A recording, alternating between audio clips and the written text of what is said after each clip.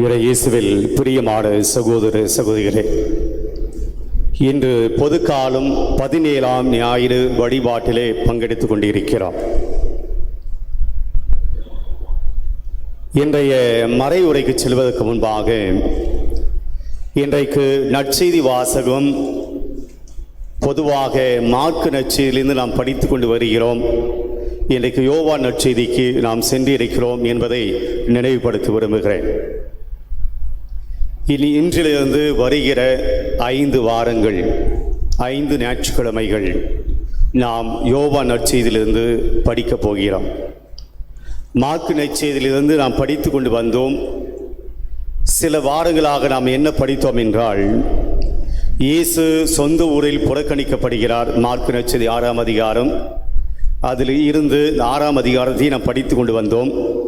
அதுக்கடுத்து இயேசு தன்னுடைய சீடர்களை 20 நற்செய்தி அறிவிக்க அனுப்புகிறார். அதுக்கடுத்த ஞாயிற்றுக்கிழமை, கடந்த ஞாயிற்றுக்கிழமை நாம் பார்த்தோம், இயேசுனுடைய சீடர்கள் நற்செய்தி அறிவித்த பின்பு மீண்டும் இயேசுவிடம் வருகிறார்கள்.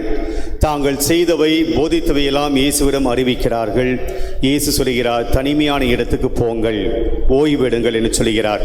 அப்படியாக இயேசு சீடர்களோடு படகை கடந்து செல்கிற போது மறுக்கரையிலே ஆயினில்லா ஆடுகளை ஓடி இருந்த மக்களை கண்டு அவர் மீது பரிவு கொள்கிறார். அவருக்கு பலவற்றை கற்பித்தார். இது கடந்த ஞாயிற்றுக்கிழமை நாம் படித்த வாசகம். இயேசு புறக்கணிக்கப்படுகிறார். அதுக்கு அடுத்த ஞாயிற்றுக்கிழமை சீடர்கள் நற்செய்தி அறிவிக்க அனுப்பப்படுகிறார்கள். கடந்த ஞாயிற்றுக்கிழமை அவர்கள் திரும்பி வருகிறார்கள். இந்த ஞாயிற்றுக்கிழமை மார்க்கு நற்செய்தியின்படி நாம் பார்த்தோம் என்றால், இதற்கு பின்பாக வரக்கூடிய பகுதி என்னவென்றால், இயேசு 5000 பேருக்கு அப்பங்களை பகிர்ந்து கொடுக்கிற அந்த பகுதி இருக்கிறது. மார்க்கு நற்செய்தியில் கடந்த வாரத்தினுடைய வாசகத்துக்கு பிறகு வருகிற பகுதி, இயேசு 5000 பேருக்கு அப்பங்களை பகிர்ந்து கொடுக்கிற அந்த புதுமை இடம்பெறுகிறது. ஆனால் திருச்சபை அந்த மார்க்கு நற்செய்தியில் வரக்கூடிய 5000 பேருக்கு இயேசு உணவு கொடுப்பதை அந்த பகுதியை படிக்காமல் யோவான் நற்செய்திக்கு செல்கிறது. யோவான் நற்செய்தியில் வருகிற 5000 பேருக்கு இயேசு அப்பங்களை பகிர்ந்து கொடுத்த இன்றைக்கு நாம் படித்த இந்த நற்செய்தியை திருச்சபை எடுத்துக்கொள்கிறது. இன்று மட்டுமல்ல, வரக்கூடிய நாட்களில் யோவான் நற்செய்தி 6ஆம் அதிகாரத்திலே தான் இந்த பகுதியும் வருகிறது. இயேசு 5000 பேருக்கு அப்பங்களை பகிர்ந்து கொடுக்கிற பகுதி. இந்த பகுதியானது ஒரு நீளமான பகுதியாக யோவான் நற்செய்தியில் இருக்கிறது. 5000 பேருக்கு இயேசு அப்பங்களை பகிர்ந்து கொடுக்கிற பகுதி அந்த புதுமையோடு நின்று விடவில்லை. மார்க்கு நற்செய்தியாளர் அதோடு நின்று விடுகிறார். ஆனால் யோவான் நற்செய்தியாளர் அதை கடந்து செல்கிறார். இந்த புதுமையை கடந்து அவர் போகிறார். எது வரையிலும் செல்கிறார் என்றால், இயேசு தன்னுடைய உடலை உணவாக நற்கனியாக நமக்கு கொடுக்க போகிறார். இயேசு நற்கனியை பற்றி பேசுகிற அந்த இடம் வரையிலும் செல்கிறார். யோவான் நற்செய்தியை நாம் பார்த்தோம் என்றால், இயேசுனுடைய ராபோசன நிகழ்வு, இயேசுனுடைய இறுதி உணவு, அந்த நிகழ்வானது இயேசுனுடைய பாடுகளுக்கு முன்பாக மற்ற நற்செய்தியாளர்கள் குறிப்பிடுவது போல யோவான் நற்செய்தியாளர் நற்கனியை பற்றி, தன்னுடைய 12 சீடர்களோடு அவர் பாஸ்கா உணவை விருந்தை கொண்டாடியதை பற்றி, நற்கனி ஏற்படுவதை பற்றி அங்கே பேச மாட்டார். எங்கே? இயேசுடைய பாடுகளுக்கு முன்பாக வரக்கூடிய அந்த இடத்துல நற்கனி ஏற்படுத்திய பகுதி, இந்த நற்கனியை, அந்த திருவிருந்தை கொண்டாடிய, பாஸ்கா விருந்தை கொண்டாடிய பகுதிகள் எல்லாம் அங்கே யோவான் நற்செய்தியிலே காண முடியாது. ஏனென்றால் 6வது அதிகாரத்திலேயே யோவான் நற்செய்தியாளர் நற்கனியை பற்றி நீளமான உரையை பேசிவிடுகிறார். எனவே இன்றைக்கு நாம் யோவானுடைய நற்செய்திக்கு நாம் சென்றிருக்கிறோம் என்றால், இந்த 6வது அதிகாரத்தை, அதாவது இந்த 5000 பேருக்கு இயேசு அப்பங்களை பகிர்ந்து கொடுத்த இந்த பகுதியை நீளமாக சிந்திக்க, நற்கனையை சிந்திக்க, தான் ஏற்படுத்திய அந்த உணவு தான் கொடுத்த அந்த உணவு வெறும் வயிற்று பசியோடு நின்று போகிற உணவாக அல்லாமல், அது வாழ்வு தரக்கூடிய உணவாக, நானே வாழ்வு தருகிற உணவாக வந்திருக்கிறேன் சொல்வதற்காக யோவான் நற்செய்தியை திருச்சபை எடுத்துக்கொண்டு 5 வாரங்கள் நற்கனியை பற்றி சிந்திக்க, அல்லது அந்த பகுதியை பற்றி சிந்திக்க நம்மை அழைக்கிறது. அதனால் நாம் யோவான் நற்செய்திக்கு சென்றிருக்கிறோம். 5 ஞாயிற்றுக்கிழமைகள். எனவே நான் இன்றைக்கு நற்கனியை பற்றி பேசவில்லை. வரக்கூடிய நாட்களில் அதை பற்றி தான் பேச வேண்டும். பேசல் பிரியமானவர்களே, இன்றைய முதல் வாசகம், இன்றைய நற்செய்தி வாசகமும் ரொம்ப ஒத்து போகிற நிறைய ஒற்றுமைகள் இருக்கக்கூடிய ஒரு வாசகமாக இருக்கிறது. முதல்ல என்னென்ன ஒற்றுமைகள் இருக்கின்றன என பார்த்து, அது பின்பாக என்ன வேற்றுமைகள் இருக்கிறது என்று பார்த்து, இந்த 2 வாசகங்களும் நமக்கு என்ன செய்தி கொடுக்கிறது என்பதோடு நான் நிறைவு செய்கிறேன். இன்றைக்கு இந்த முதல் வாசகம் நான் நினைவுபடுத்துகிறேன். முதல் வாசகம் எலிசா இறைவாக்கினர். அவரிடம் ஒரு மனிதர் வந்து வார்கோதுமைகளை கொடுக்கிறார், ஒரு கோணிப்பையிலே தானியங்களை கொடுக்கிறார். அவர் எலிசா தன்னுடைய பணியாளரிடம் இதை மக்களுக்கு கொடுங்க என்று சொல்லுகிறார். அந்த பணியாளர் சொல்லுகிறார், இது எப்படி இத்தனை பேருக்கு கொடுக்க முடியும்? நூற்றுக்கணக்கான மக்கள் அங்கே இருக்கிறார்கள்.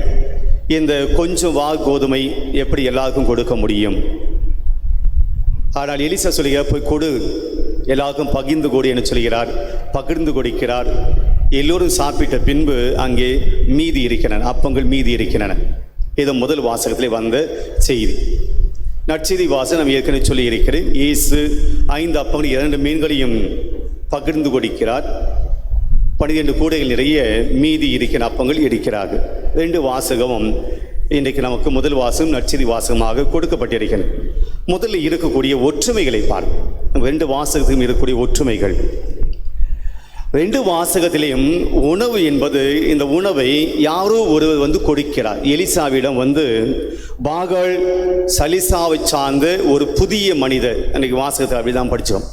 பாகால் சலிசாவை சார்ந்த ஒரு புதிய மனுஷன் வந்து அப்பத்தை கொண்டு வந்து எலிசாவிடம் கொடுக்கிறார். அவர் ஒரு பெரிய மனிதர், அவர் கொண்டு வந்து எலிசாவிடம் உணவை கொடுக்கிறார்.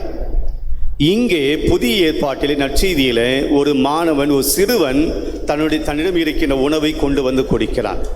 ஆக 2 வாசகத்திலும் யாரோ ஒருவர் அவர்கள் வைத்திருந்த உணவை கொண்டு வந்து கொடுக்கிறார்கள். இது முதல் ஒற்றுமையாக நாம் பார்க்கிறோம். 2வதாக நாம் பார்க்கிற போது அந்த கொடுக்கப்பட்ட உணவின் அளவு சொல்லப்படுகிறது. பழைய ஏற்பாட்டிலே இன்றைக்கு நான் படித்த முதல் வாசகத்தில் 20 வார்கோதுமை அப்பங்களும் கோணி நிறைய தானியங்களும் கொடுக்கப்படுகின்றன. வார்கோதுமைகள் எத்தனை நம்பர்ஸ் சொல்லப்படுகிறது. புதிய ஏற்பாட்டில் நற்செய்தி வாசலை பார்க்கிறோம், 5 அப்பங்கள் 2 மீன்கள் நம்பர்ஸ் சொல்லப்படுகிறது. 2 வாசகம் இருக்கிற ஒற்றுமையாக அந்த எண்ணிக்கை, உணவினுடைய அளவு சொல்லப்படுகிறது, குவான்டிட்டி சொல்லப்படுகிறது. 3வதாக இந்த 2 வாசகத்திலும் இந்த உணவு போதுமா, இங்கே இருக்க எல்லா மக்களுக்கும் இந்த உணவு கொடுக்க முடியுமா, அது போதுமானதாக இருக்காது என்று சொல்கிறார்கள். எலிசாவினுடைய பணியாளன் எலிசாவிடம் இந்த உணவை வைத்து எத்தனை பேருக்கு கொடுக்க முடியும், 100 பேருக்கு கொடுக்க முடியுமா என்று அந்த பணியாளன் கேட்கிறார். இட் இஸ் நாட் பாசிபிள் அவன் சொல்லுகிறார். இங்கே நாம் பார்க்கிறோம் புதிய ஏற்பாட்டிலே அந்திரேயா வந்து சொல்கிறார், 200 தெனாரியத்துக்கு அப்பம் வாங்கினாலும் எவ்வளவு பெரிய கூட்டத்துக்கு அப்பம் கொடுக்க முடியாது. It's not possible. ஆக 2 வாசகத்திலும் இந்த அப்பத்தை, இந்த உணவை எடுத்து எல்லாருக்கும் கொடுக்க முடியாது என்று சொல்கிறார். முடியாத சூழ்நிலை பற்றி பேசுகிறார்கள். அடுத்ததாக 2 வாசகத்திலும் இருக்கக்கூடிய ஒற்றுமை என்னவென்றால், உணவை பரிமாற சொல்லப்படுகிறது. நீங்க எதுவுமே கொடுங்க.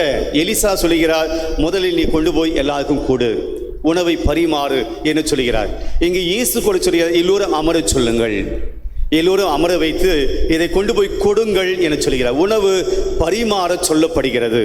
இறுதியாக உணவு மீதி ஆகிறது. பழைய ஏற்பாட்டிலே எலிசா கொடுத்த உணவு மீதியானது என்று படிக்கிறோம். இங்கே புதிய ஏற்பாட்டிலே 12 கூடைகள் இருக்கிறார்கள், உணவு மீதியானது என்று படிக்கிறோம். இதெல்லாம் 2 வாசகத்துக்குள்ளே ஒற்றுமைகளாக இருக்கின்றன. வேற்றுமைகள் ஒரு 3 வேற்றுமைகளை நான் எடுத்துக்கொள்கிறேன், நிறைய இருந்தாலும் கூட. ஒன்று, மக்களுடைய எண்ணிக்கை சொல்லப்படுகிறது. இது ஒற்றுமையாக இருந்தாலும் வேற்றுமை என்னவென்றால் அந்த எண்ணிக்கை டிஃபரண்ட் ஆகுது. பழைய ஏற்பாட்டில் இருக்கக்கூடிய எண்ணிக்கையானது 200 பேர். எலிசா உணவு கொடுத்த அந்த மக்களுடைய எண்ணிக்கை 200 பேர். ஆனால் இங்கே புதிய ஏற்பாட்டில் நாம் பார்க்கிறோம், உணவு உண்ட ஆண்களுடைய எண்ணிக்கை மட்டுமே 5000 பேர். இறையியலாளர்கள் சொல்கிறார்கள், கிட்டத்தட்ட ஒரு 25,000 மக்கள் இருந்திருக்க வேண்டும் என்று சொல்கிறார்கள். ஆண்கள் மட்டுமே ஒரு 5000 அப்படின்னு சொன்னால், ஒரு ஃபேமிலிக்கு ஒரு 5 பேர் கூட, மனைவி 2 பிள்ளைகள் அல்லது சொந்தக்காரங்க அப்படின்னு பார்க்கும்போது அவருக்கு ஒரு கணக்கு சொல்லுவாங்க, கிட்டத்தட்ட 75,000 பேர் இருந்திருக்கலாம் என்று சொல்கிறார்கள், குழந்தைகளோடு சேர்த்து. ஆக இங்கே எண்ணிக்கை அதிகமாக இருக்கிறது, புதிய ஏற்பாட்டிலே. பழைய ஏற்பாட்டிலே எண்ணிக்கை குறைவாக இருக்கிறது. இது வித்தியாசப்படுகிறது. உணவு கொடுத்தவர், அந்த உணவை கொண்டு வந்து எலிசாவிடம் கொடுத்தவர், உணவை கொண்டு வந்து இயேசுவிடம் கொடுத்தவர் பார்க்கிற போது புதிய ஏற்பாட்டில் ஒரு சிறுவன் கொடுக்கிறான், ஒரு சின்ன பையன் கொடுக்கிறான், தன்னிடம் இருந்த உணவை கொடுக்கிறான். ஆனால் அங்கே கொடுத்தது ஒரு பெரிய மனிதர், ஒரு பெரிய ஆள். இந்த உணவை கொடுத்தவர்களுடைய அந்த வயது அல்லது உணவு கொடுத்தவர்கள் பெரியவர்களாக, இங்கே சிறியவர்களாக இருக்கிறார்கள். இது வித்தியாசமாக ஒரு செய்தி. மூன்றாவதாக, அந்த உணவு மீதியாவது அளவு மாறுபடுகிறது. அங்கே பழைய ஏற்பாட்டிலே எவ்வளவு மீதியாச்சு நமக்கு சொல்லலை, ஆனால் புதிய ஏற்பாட்டிலே எவ்வளவு மீதியானது என்று சொல்லப்படுகிறது. ஆக 12 கூடை நிறைய எடுத்தார்கள் என்று வித்தியாசம் சொல்லப்படுகிறது. அப்போ இந்த வாசகங்கள் 2 வாசகமே நமக்கு சொல்லுகின்ற கருத்துக்கள் என்ன, சிந்தனைகள் என்ன? ஒரு 4 கருத்துக்கள் தியாலஜியின் அடிப்படையில், இறையியல் அடிப்படையில் இங்கே வருகின்ற கருத்துக்களை நான் சொல்லிவிட்டு நம்முடைய வாழ்க்கைக்கு எடுத்துக்கொள்ளக்கூடிய ஒரு 3 பாடங்களை நான் சொல்லி நிறைவு செய்கிறேன். இந்த பகுதியில் வரக்கூடிய தியாலஜி என்ன, இறையியல் என்ன என்றால், பழைய ஏற்பாட்டுடைய எலியா, புதிய ஏற்பாட்டுடைய இயேசு. இறையியல் என்னவென்றால், எலியாவை விட இயேசு பெரியவர். இறைவாக்கின எலியாவை விட இயேசு பெரியவர் என்பதைத்தான் இந்த 2 புதுமைகள் நமக்கு சொல்லிக் கொடுக்கின்றன. நான் ஏற்கனவே சொல்லி இருக்கிறேன் வேற்றுமைகள். இங்கே 200 பேருக்குத்தான் எலியா உணவு கொடுக்கிறார், ஆனால் இயேசு 5,000 பேருக்கு உணவு கொடுக்கிறார். இங்கே எலியா எவ்வளவு மீதி எடுத்தார், எல்லோரும் சாப்பிட்டு பின்பு எவ்வளவு மீதி எடுத்தாங்க சொல்லலை. ஆனால் இங்கே 12 கூடைகள் நிறைய மீதி எடுத்தாங்க. 5,000 பேர் சாப்பிட்ட பின்பும் கூட மீதியானது 12 கூடை நிறைய எடுக்கப்பட்டது. என்ன சொல்ல வருகிறார்கள் என்றால், எலியா குறைந்த கூட்டத்துக்கு உணவு கொடுக்கிறார், ஆனால் இயேசு மிகப்பெரிய கூட்டத்துக்கு உணவு கொடுக்கிறார். இறைவாக்கினர் எலிசாவை விட இயேசு பெரியவர். நாம் பார்க்கிறோம், இறைவாக்கினை விட பெரியவர் இங்கு இருக்கிறார் அல்லவா? இயேசு பற்றி விவிலியம் சொல்கிறது, இறைவாக்கினை விட பெரியவர் இங்கு இருக்கிறார் அல்லவா? பிரியமானவர்களே, தியாலஜி என்னவென்றால், இன்றைய வாசன் வழியாக இயேசு பெரியவர், அவர் இறைவாக்கினை அனைவரையும் விட பெரியவர் என்ற செய்தி நமக்கு முதல் செய்தியாக இன்றைய வாசங்கள் கொடுக்கின்றது. ஆண்டவர் பெரியவர், இயேசு மிக பெரியவர், எல்லா இறைவாக்கினரை விட ஆண்டவர் பெரியவர். பிரியமானவர்களே, இன்றைக்கு ஒரு செய்தியை அதோடு ஒட்டி நான் சொல்ல விரும்புகிறேன். இயேசு புனிதர்களை விட பெரியவர். இயேசு அன்னை மரியாவை விட பெரியவர். பல சமயத்தில் நமக்கு புனிதர்கள் மீது அதிகமான நம்பிக்கை உண்டு, ஏன் அன்னை மரியாவின் மீது அதிகமான நம்பிக்கை உண்டு, இயேசுவின் மீது அதிகமான நம்பிக்கை இருப்பது. புனிதர்களிடம் ஓடி ஓடி சொல்லி ஜெபிக்கிறோம், எல்லா புனிதர்களுடைய ஆலயத்துக்கெல்லாம் போகிறோம். அந்தோனியார் மீதெல்லாம் பயங்கரமான வெறித்தனமான பக்தி இருக்குது சில பேருக்கெல்லாம். நல்லது, புனிதர்கள் நாம் கொடுக்கப்பட்டிருக்கின்ற எடுத்துக்காட்டான மனிதர்களாக இருந்து அவர்கள் புனிதர்களாக மாறியிருக்கிறார்கள். அவருடைய வழியை நாம் கடைபிடிப்பு நல்லது, அவருடைய மதிப்பீடுகளை நாம் எடுத்துக்கொள்வது நல்லது. ஆனால் நம்ம அவங்களுடைய மதிப்பீடுலாம் எடுத்துக்கிறோம்னா அது கிடையாது. அவங்ககிட்ட புதுமை, அந்தோனியார்கிட்ட ஜெபிச்சா நமக்கு புதுமை நடக்கும், காணாமல் போனது கிடைக்கும். புனிதர்களை நாம் இப்படியாகத்தான் பார்க்க பழகியிருக்கிறோம். இவரிடம் ஜெபித்தால், இவங்களுடைய கோயிலுக்கு போனால், காணிக்கை வைத்தால், மாலையை போட்டால் நமக்கு புதுமை நடக்கும். அதனால்தான் புனிதர்களை நோக்கி செல்கிறோம். புனிதர்களில் நமக்கு கொடுக்கப்பட்டது அவருடைய வாழ்க்கை, நமக்கு ஒரு முன்மாதிரியான வாழ்க்கை. எனவே அதன்படி நாம் நடக்க வேண்டும் என்பதுதான் திருச்சபையை நாம் கொடுத்திருக்கிற பாடம். நான் என்ன சொல்ல வருகிறேன் என்றால், சில சமயத்தில் இயேசுவின் மீது காட்டுகிற அன்பை விட, இயேசுவுக்கு கொடுக்கிற முக்கியத்துவத்தை விட நாம் புனிதர்களுக்கு கொடுக்கிறோம். ஏதோ புனிதர்கள் அவர்கள் புதுமை செய்வது போல, ஏதோ புனிதர்கள் அவர்களுடைய வல்லமையால் புதுமை அல்ல. திருச்சபை நமக்கு தெளிவாக சொல்கிறது, எல்லா புனிதர்களும் தங்களுடைய பரிந்துரையால் இயேசுவிடமிருந்து நமக்கு புதுமையை பெற்றுக் கொடுக்கிறார்கள். இயேசுவே ஆண்டவர், இயேசுவே பெரியவர், இயேசுவே உன்னதமானவர், இயேசுவே உயர்ந்தவர். இதைத்தான் இன்றைக்கு சொல்கிறது. இறைவாக்கினர்களை விட இயேசு பெரியவர். பெரியது கிட்ட போய் உதவி கேட்போமா, சின்னவங்கிட்ட போய் உதவி கேட்போமா? யார்கிட்ட போய்? இவங்கிட்ட இருந்து வாங்கி கொடுக்கிறார். புனிதர்கள் இயேசுவிடம் உதவி வாங்கி தருகிறார்கள். நான் இவங்ககிட்ட போய் கேட்காம இவங்ககிட்ட போய் கேட்குறது, இவங்க வழியாக அங்கே கேட்கறது தப்பு கிடையாது. ஆனால் இவங்க தான் சொல்லிட்டு இவரை மறந்து போவது ஒரு முதிர்ச்சியான அனுபவம் அல்ல, ஆன்மீக அனுபவம் அல்ல. நான் சொல்ல வரைக்கும் சரி, புனிதர்களை நான் வெறுக்கிறேன், புனிதர்கள் ஒன்றும் கிடையாது, புனிதர்கள்கிட்ட போவாதீங்க அப்படின்னு எடுத்துக்காதீங்க. நான் சொல்வது, இவங்க எல்லாரையும் விட கடவுள் இயேசு பெரியவர், இறைவாக்கினை விட பெரியவர். இந்த இறையிலை தான் இன்றைய வாசகம் நமக்கு கொடுக்கிற முதல் சிந்தனை. ரெண்டாவது, எலியா கொடுத்த உணவு வயிற்றுக்குண்டான உணவு, பசியை போக்குவதற்குண்டான உணவு. ஆனால் இயேசு கொடுக்கிற இந்த உணவு முதலில் வயிற்றுக்குண்டான உணவு, உடலுக்குண்டான உணவு என்றாலும் இயேசு அதோடு நிறுத்திவிடவில்லை. அந்த உணவு கிடைச்ச போதும், அந்த உணவை மட்டும் நான் கொடுக்கிறேன் என்று இயேசு வயிற்றுக்கு கொடுக்கிற உணவோடு நின்று விடவில்லை.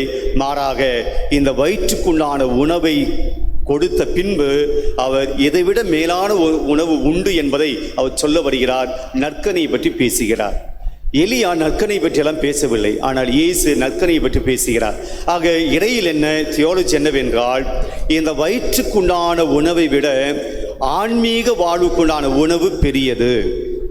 இந்த வயிற்றுக்கு உண்டான உணவுக்கு கொடுக்கிற முக்கியத்துவத்தை விட நம்முடைய வாழ்வுக்குண்டான ஆன்மீகத்துக்குண்டான உணவுக்கு நாம் முக்கியத்துவம் கொடுக்க வேண்டும். இது சொல்லப்படுகிற இரண்டாவது செய்தி. மூன்றாவது, இங்கே நாம் பார்ப்பது, ஒரு சிறுவனிடம் இருந்து உணவு கொண்டு வரப்படுகிறது. அங்கே ஒரு பெரிய மனிதர் கொடுக்கிறார், சிறுவனிடமிருந்து உணவு பெறப்படுகிறது. இந்த வாசகத்தை நம்ம ஒத்து கவனிச்சோம் அப்படின்னா, உணவு உண்ட ஆண்களின் எண்ணிக்கை 5000. ஆண்கள் என்று சொல்லுவது நாம் யாரை சொல்லுவோம்? இது நான் புது கேள்வியாக. ஆண்கள் என்று சொல்வது யாரை சொல்லுவோம்? ஆண்கள் என்றது ஆண்களை சொல்லுவோம் அப்படின்னு கேட்கல.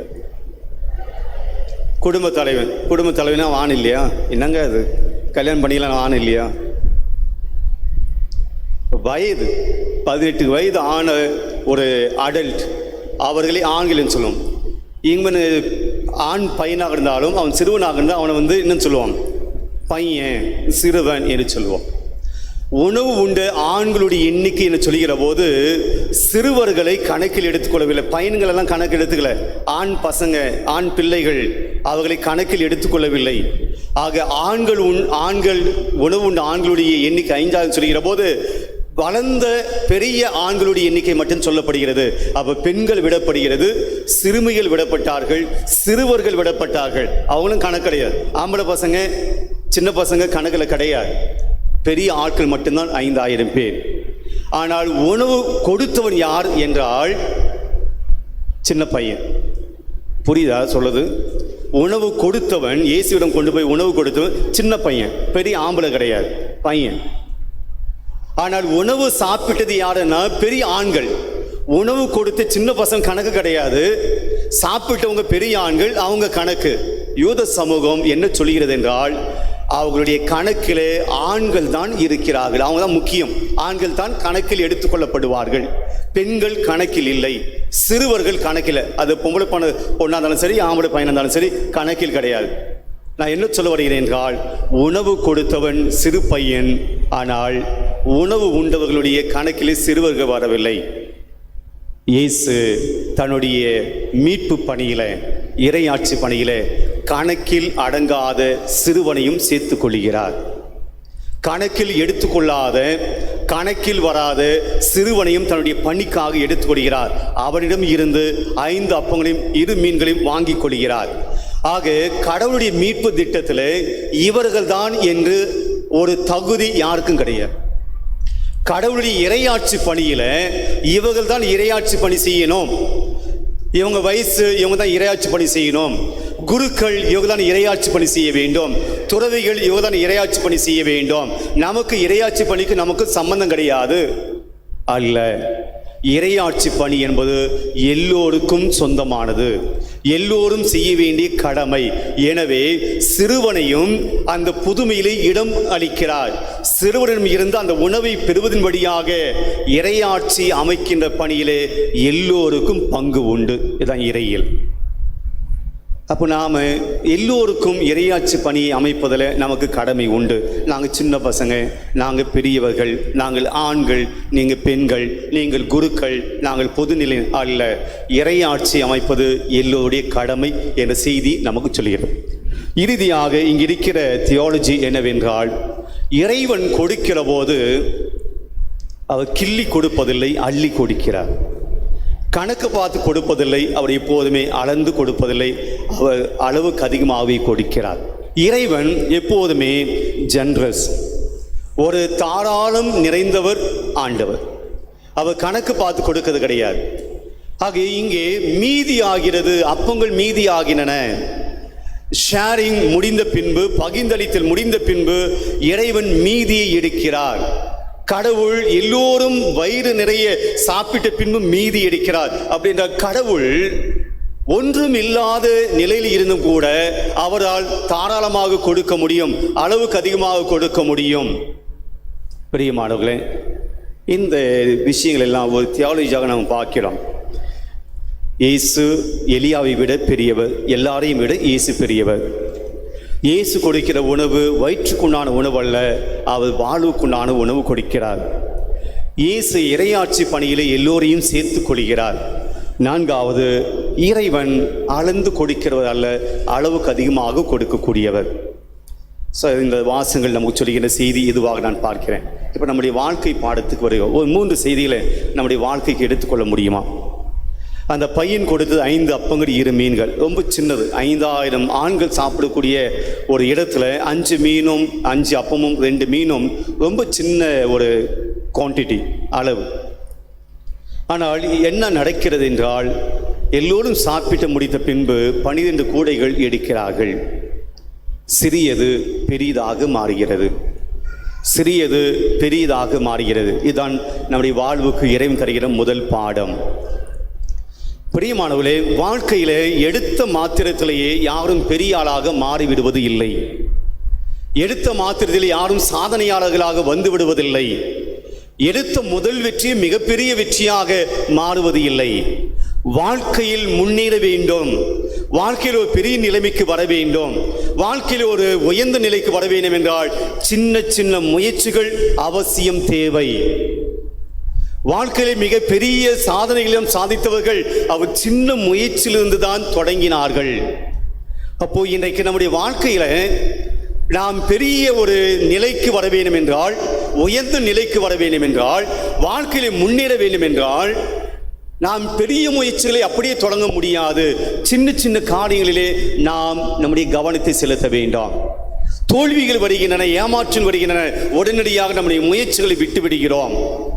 பிரியமானவர்களே, சிறிய பழமொழி சொல்லுவாங்க இல்லையா, ஒரு துளி சிறு துளி பெருவெள்ளம். அதுதான் ஈஸிங்க நமக்கு சொல்லிக் கொடுக்க முதல் பாடமே தான், சிறு துளி பெருவெள்ளம். இன்றைக்கு நம்முடைய வாழ்க்கையில என்ன முயற்சிகள் எடுத்துக்கொண்டிருக்கிறோம்? நம்முடைய வாழ்வுக்கு, சமூக வாழ்வுக்கானாலும் சரி, குடும்ப வாழ்வுக்கானாலும் சரி, நம்முடைய ஆன்மீக வாழ்வுக்கானாலும் சரி, நாம் பெரியவர்களாக வர வேண்டும் என்றால் இந்த சின்ன சின்ன முயற்சிகளை நாம் எடுக்க வேண்டியது அவசியமாக இருக்கிறது. என்ன முயற்சிகளை இன்றைக்கு நான் எடுத்துக்கொண்டிருக்கிறேன்? என் வாழ்க்கைக்கு தோல்விகள் வந்தவுடனே துவண்டு போகிறேன், வாழ்க்கையில கஷ்டங்கள் வந்தவுடனே துவண்டு போகிறேன், இழப்புகள் வந்தவுடனே துவண்டு போகிறேன், என்னுடைய முயற்சிகளை நான் நிறுத்தி விடுகிறேன். இன்றைக்கு எத்தனை பேர் அதுபோல நம்முடைய முயற்சிகளை நாம் நிறுத்தி வைக்கிறோம்?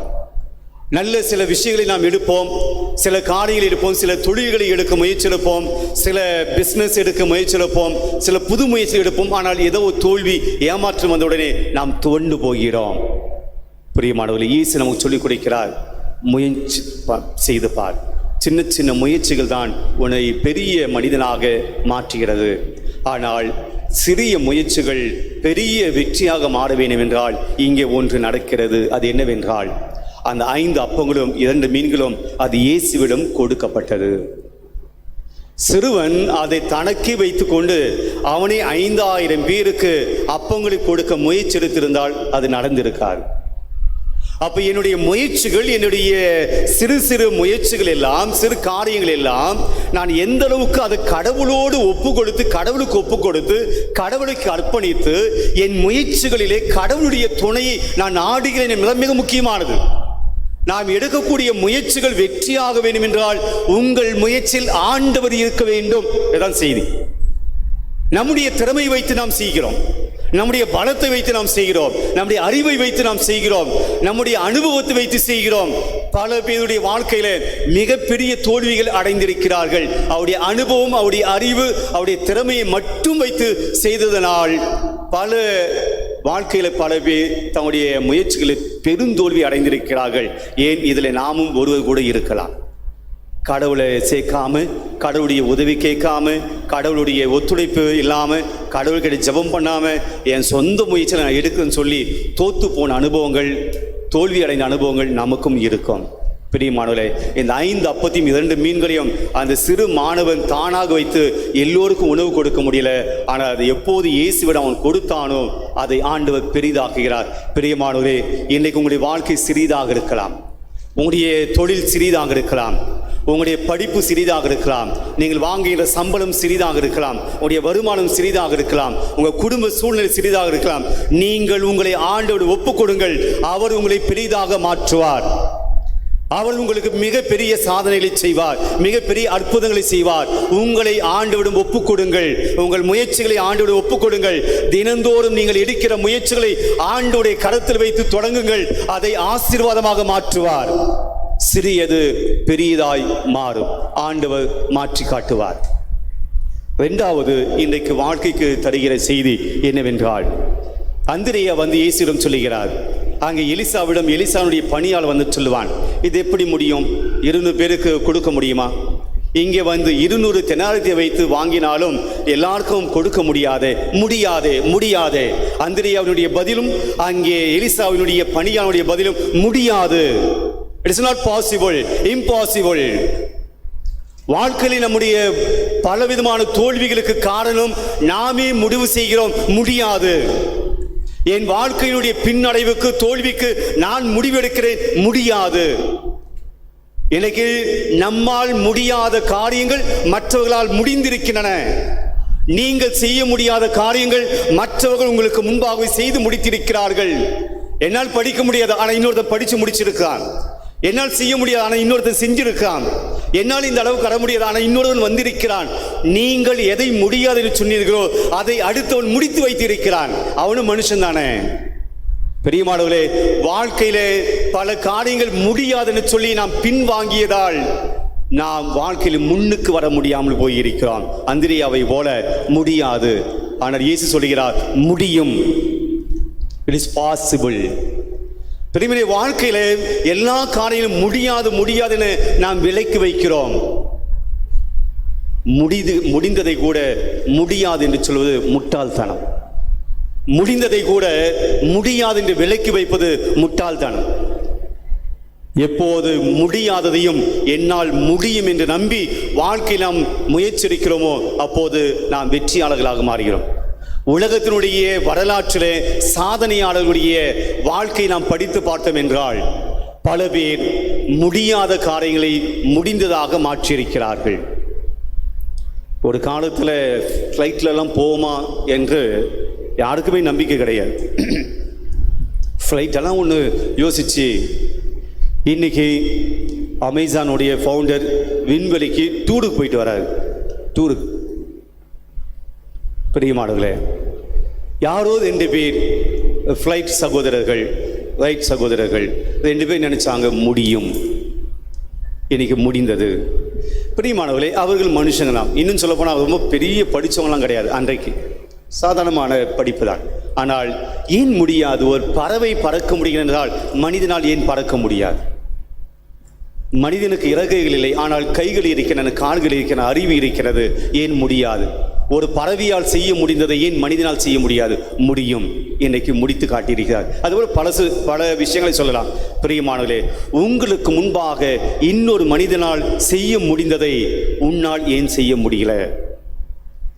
பிரியமானவர்களே, இயேசு சொல்கிறார், முயற்சி எடுத்து பாருங்கள், முடியும். இறுதியாக இயேசு அந்த அப்பங்களை வாங்குகிறார், மீன்களை வாங்குகிறார், அப்படி எல்லோரையும் அமர சொல்கிறார். அது அப்படியே ஒரு புதுமையாக மாற்றி கொடுக்கல. அங்கே ஒரு காரியத்தை செய்கிறார் இயேசு அப்பத்தை வாங்கி ஆண்டவருக்கு நன்றி செலுத்தி அதன் பின்பு கொடுக்கிறார். நன்றி உடையவர்களாக இருக்க வேண்டும் வாழ்க்கையில். அது எவ்வளவு நமக்கு கிடைத்தது அதுவல்ல முக்கியம், எவ்வளவு கடவுள் நமக்கு கொடுத்திருக்கிறார் என்பது அதுவல்ல முக்கியம். இயேசுவிடம் அவருடைய கையில் எவ்வளவு கொடுத்தாங்க? 5 அப்பம் 2 மீன். ஆனால் 5000 பேருக்கு இயேசு சொல்லல, இதை வச்சு நான் எப்படி கொடுக்க முடியும்? அல்ல, எனக்கு கிடைத்த இந்த 5 அப்பங்களுக்கும் 2 மீன்களுக்கும் ஆண்டவரே உமக்கு நன்றி. அவர் நன்றி உடையவராக இருக்கிறார். இயேசு நன்றி உடையவராக இருக்கிறார். இந்த 5 அப்பங்களும் 2 மீன்களும் எனக்கு போதுமானவை, நான் உமக்கு நன்றி சொல்லுகிறேன். நன்றி உடையவராக இயேசு இருக்கிறார். யார் நன்றி உடையவர்களாக இருக்கிறார்களோ அவருடைய வாழ்க்கையிலே அற்புதங்கள் நடக்கும். யார் நன்றி உடையவர்களாக இருக்கிறார்களுடைய வாழ்க்கையிலே மனநிறைவு அடைய முடியும். யார் நன்றி உடையவர்களாக இருக்கிறார்களோ அவருடைய வாழ்க்கையை ஆண்டவர் ஆசீர்வதிக்கிறார். பிரியமானவர்களே, கொஞ்சம் யோசித்து பார்ப்போம். நான் குறை சொல்ல நினைக்காதீங்க. நீங்கள் பெற்றுக்கொண்ட எல்லா ஆசீர்வாதங்களுக்கும் நீங்கள் கடவுளுக்கு நன்றி உள்ளவர்களாக இருக்கிறீங்களா? கொஞ்சம் யோசித்து பாருங்க. நீங்கள் பெற்றுக்கொண்டிருக்கிற எல்லா ஆசீர்வாதங்களுக்கும் நீங்கள் கடவுளுக்கு நன்றி உள்ளவர்களாக இருக்கிறீங்களா? எப்படி ஆசீர்வாதம் கிடைக்கும்? எப்படி பிளெஸிங் கிடைக்கும்? எல்லாம் நான் என் உழைப்பில் பெற்றது, என் அறிவால் பெற்றது, என் திறமையால் பெற்றது, எல்லாம் என் சொந்தம், நான் சம்பாதிச்சேன் என்று எல்லா ஆசீர்வாதங்களுக்கும் நீ சொந்தக்காரனா மாறிட்ட, ஆண்டவரை விட்டுட்ட. நீ பெற்றுக்கொண்டது எவ்வளவாக இருந்தாலும், நான் பெரிய பணக்காரன் கிடையாது, அதான் நான் கடவுளுக்கு நன்றி சொல்ல வேண்டிய அவசியம் இல்லை. ஆண்டு சொல்லு, 5 அப்பம் 2 மீனுக்கு நான் நன்றி சொல்ல. 2 மீன் 5 அப்பங்கள் பெரிய அமௌண்ட் கிடையாது. ஆனால் அதற்கும் இயேசு நன்றி சொல்கிறார். பிரியமானவர்களே, நீங்கள் உங்களுடைய வாழ்க்கையிலே மகிழ்ச்சியாக இருக்க வேண்டும் என்றால், மன நிறைவோடு இருக்க வேண்டும் என்றால், நிம்மதியாக இருக்க வேண்டும் என்றால், ஆண்டவருடைய ஆசீர்வாதம் உங்கள் குடும்பத்தின் மீது பொழியப்பட வேண்டும் என்றால், நீங்கள் வாழ்க்கையில் இன்னும் மிகப்பெரிய காரியங்களை பார்க்க வேண்டும் என்றால், இறைவனுக்கு நீங்கள் பெற்ற ஆசீர்வாதங்களுக்கு நன்றி செலுத்துங்கள், நன்றி உடையவர்களாக இருங்கள். பல சமயத்தில் நாம் நன்றி அற்றவர்களாக இருக்கிறோம். இயேசு 10 தொழுநோயாளிகள் குணமடைகிறார்கள். திரும்பி வந்த அந்த மனிதனை பார்த்து சொல்லுகிறார், 10 பேரும் குணமடையலையா? 10 பேரும் என்னுடைய ஆசீர்வாதத்தை வாங்கலையா? 10 பேரும் நான் சுகம் கொடுத்தேனே, 10 பேர் இப்போ நல்லா ஆயிட்டாங்களே, ஆனால் கடவுளை மறந்துட்டாங்களே. நோயோடு இருக்கின்ற போது ஆண்டவரே எங்களை குணப்படுத்தும் ஓடி வந்தீங்க, எனக்கு முன்னாடி வந்து எல்லாம் கேட்டீங்க, அது உங்களுக்கு கொடுத்த பின்னாடி திரும்பி கூட பார்க்கலையடா. 10 பேரும் குணமடையவில்லையா? ஒருவன் மட்டுமே, அந்த அந்நியன் மட்டுமே கடவுளுக்கு நன்றி சொல்ல திரும்பி வந்திருக்கிறான், மற்ற 9 பேரை காணோமே. கடவுள் கேட்கிறார், இன்னைக்கு ஆண்டவர் நம்ம பார்த்து என்ன சொல்லுவார்? நீ நன்றி உள்ளவனாக இருக்கிற நிலையிலே இருக்கிறாயா, அல்ல நன்றி அற்றவன நிலையிலே இருக்கிறாயா? பிரியமானவர்களே, நன்றி உடையவர்களாக இருப்பான். இப்போ வாழ்க்கைக்கு நாம் எடுத்துக்கொள்ள வேண்டிய பாடங்கள் இந்த வாசன் வழியாக 3. 1, உங்கள் வாழ்க்கை ஆண்டவரிடம் கொடுத்து பாருங்கள். உங்கள் முயற்சிகளை ஆண்டவருடைய கடத்து கொடுத்து பாருங்கள். சிறியவை பெரிதாய் மாறும். உங்கள் வாழ்க்கை சிறிதாக இருந்தாலும், உங்கள் தொழில் சிறிதாக இருந்தாலும், உங்களுடைய வியாபாரம் சிறிதாக இருந்தாலும், உங்களுடைய வருமானம் சிறிதாக இருந்தாலும் பெரிதாய் ஆண்டவர் மாற்றி காட்டுவார். 2வது, நம்மால் முடியாது, மற்றவர்களாலும் முடியாது. மற்றவர்களால் முடியும் என்றால் நம்மாலும் முடியும். ஆக முயற்சி எடுப்போம், முடிந்ததை சாதித்து காட்டுவோம். 3வது, நன்றி உடையவர்களாய் இருப்போம்.